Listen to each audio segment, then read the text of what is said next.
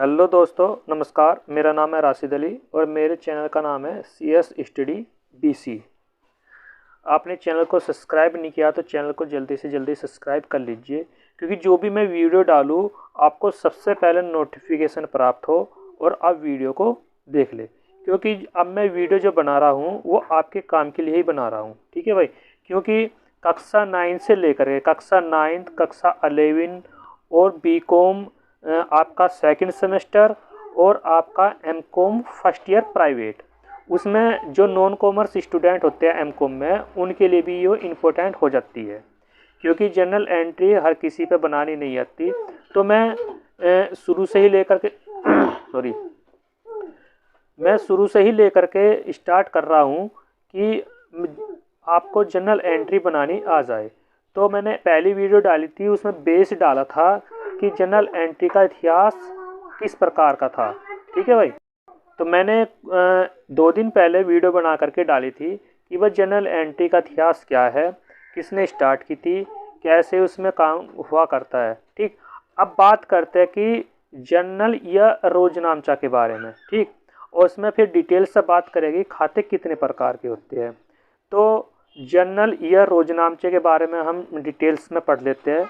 Journal प्रारंभिक लेखे की वह प्रधान बही है जिसमें व्यापारिक लेन देनों का लेखा स्मारक बही से तिथिवार तथा क्रमानुसार किया जाता है। ये मेन पॉइंट है भाई कि जो लेन देन होता है वो किस प्रकार होता है, तिथिवार या क्रमानुसार होता है, ठीक है भाई।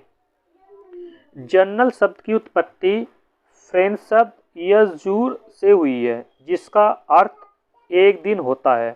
जर्नल का अर्थ दैनिक लेखा है। इस बही में व्यापारी अपने दैनिक लेन देनों का क्रमानुसार लेखा करता है, ठीक है भाई।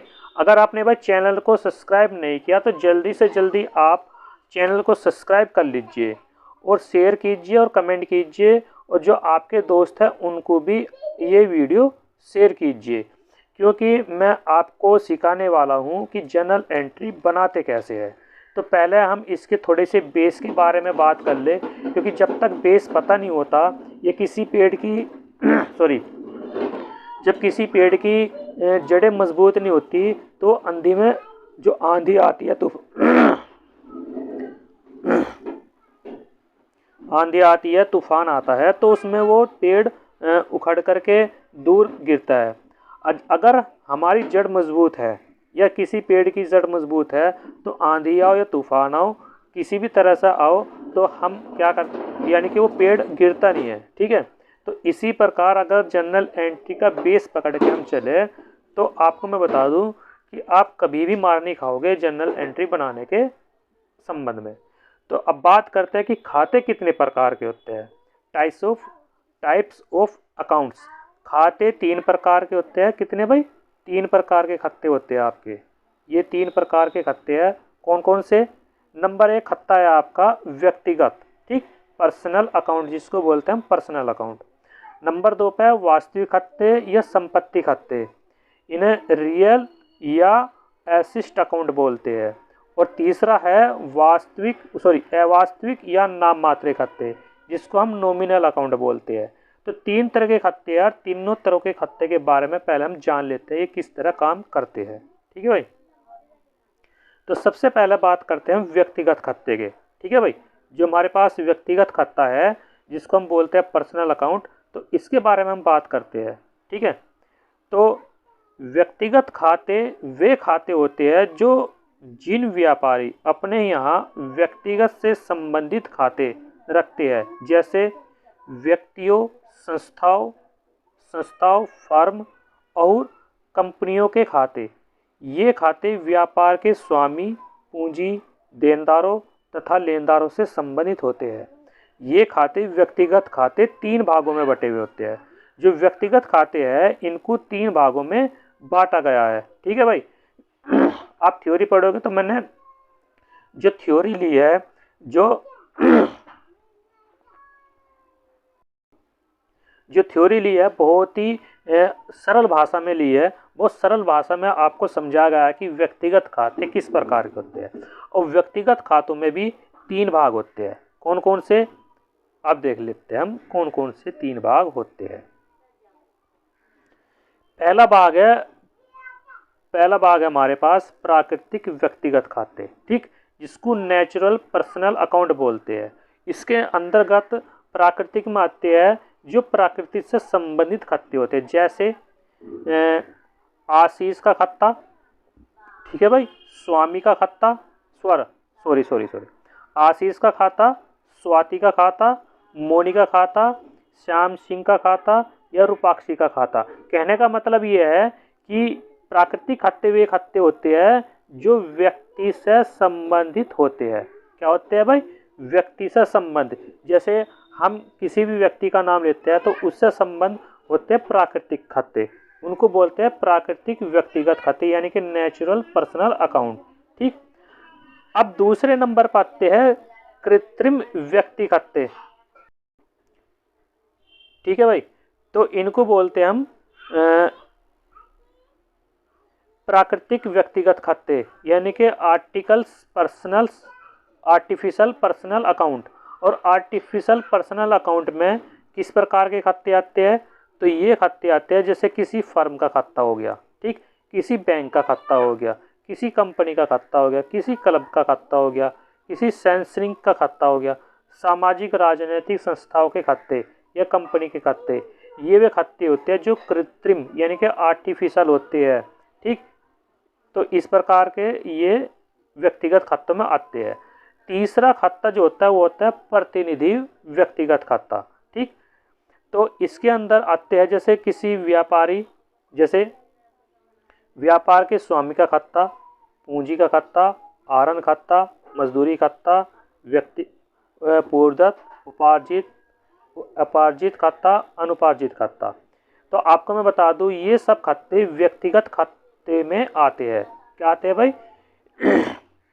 चाहे आपका कृत्रिम व्यक्ति हो, चाहे प्राकृतिक व्यक्ति से संबंधित हो, चाहे कृत्रिम व्यक्ति से संबंधित हो, और चाहे आपका प्रतिनिधि से संबंधित हो। इस प्रकार के खाते आपके व्यक्तिगत खातों में से संबंधित होते हैं। अब बात करते हैं आपके वास्तविक या संपत्ति खाते के बारे में।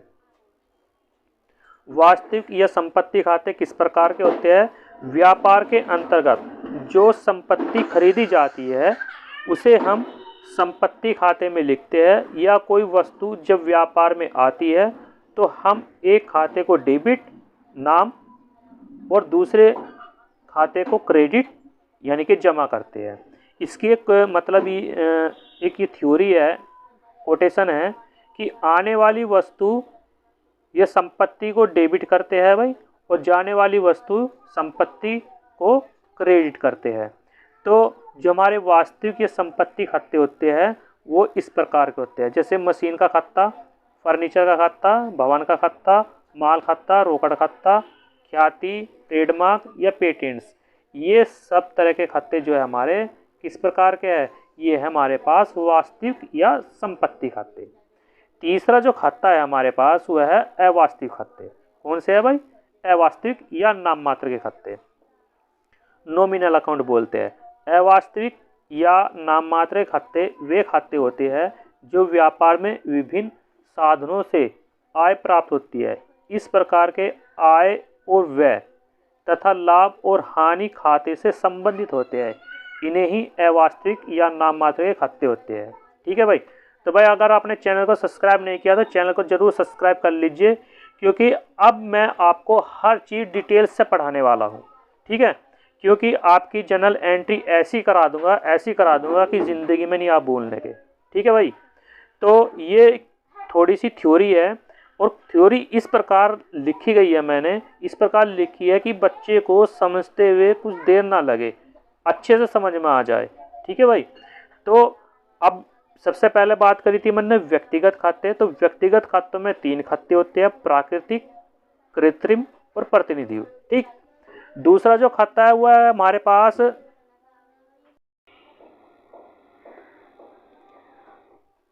तो अवास्तविक खाते में हम क्या बात करते हैं भाई? जो भी हमारे पास खर्चे होते हैं, ठीक है भाई। देखो एक कोटेशन होती है कि व्यय तथा हानियों के खाते डेबिट, यानी कि जो आपकी खर्चे होते हैं और आपके लॉस होते हैं उनको डेबिट करते हैं, ठीक। और जो आपकी इनकम होती है या प्रॉफिट होती है उनको क्रेडिट करते हैं, ठीक है। तो व्यापार में जितनी भी हानि होगी या खर्चे हो गए उनको तो डेबिट कर देंगे, और जितने भी लाभ हो गए या इनकम होगी उनको क्रेडिट कर देंगे। जैसे आपका किराया दिया, वेतन दिया, छूट, ब्याज खत्ता, कमीशन खत्ता, विज्ञापन खत्ता, मजदूरी खत्ता, टेलीफोन खत्ता, बैंक या बीमा प्रीमियम खत्ता, स्टेशनरी खत्ता आदि। ये इस प्रकार के आपके खर्चे हैं। इन सभी खर्चों को डेबिट किया जाता है। क्या किया जाता है भाई? इन सभी खातों को आपको डेबिट किया जाता है और फिर लिखा जाता है टू कैश, ठीक है भाई। तो ये खाते आपके, जो इनकम होती है इनकम के रूप में हम लिखते हैं कैश अकाउंट डेबिट, ठीक है भाई। और टू जिससे भी हमें वो इनकम प्राप्त होती है उस व्यक्ति का नाम लिख देते हैं। तो इसी प्रकार में आपको बहुत अच्छे डिटेल्स में अगली जो वीडियो आएगी वो इसी प्रकार की आएगी कि जनरल एंट्री बनाने की क्या नियम है, ठीक है भाई। और लास्ट में एक होती है मिश्रित या संयुक्त लेखे, जिनके अंदर 3-4 एंट्री होती है। उन एंट्रियों का लेखा किस प्रकार करते हैं? मिश्रित या संयुक्त लेखे करने के लिए जब हम किसी तिथि को कोई व्यापारी एक या दो से अधिक सामान खरीदते हैं तो उनकी प्रविष्टि करने को क्या बोलते हैं भाई? संयुक्त लेखा या मिश्रित लेखा बोलते हैं। संयुक्त लेखा या मिश्रित लेखा बोलते हैं, ठीक है भाई।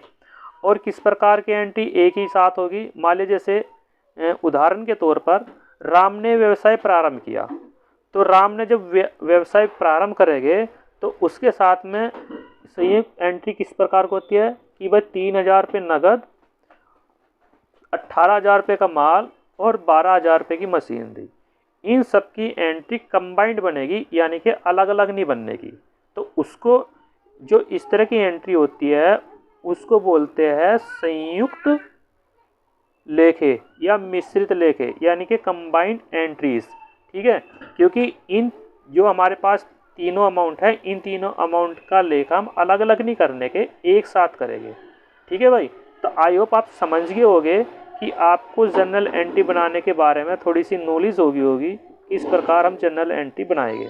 ये एक जनरल एंट्री बनाने के खातों के बारे में थे कि खाते कितने प्रकार के हैं, कौन कौन से खाते किसके अंतर्गत आते हैं, ठीक है भाई। ये सारी डिटेल्स में है। अगली जो वीडियो आएगी आपकी जनरल एंट्री बनाने के बारे में, ठीक है भाई, कि जनरल एंट्री बनाएंगे कैसे। उसका एक फॉर्मूला मेरे पास है, उस फॉर्मूले को मैं बता दूंगा।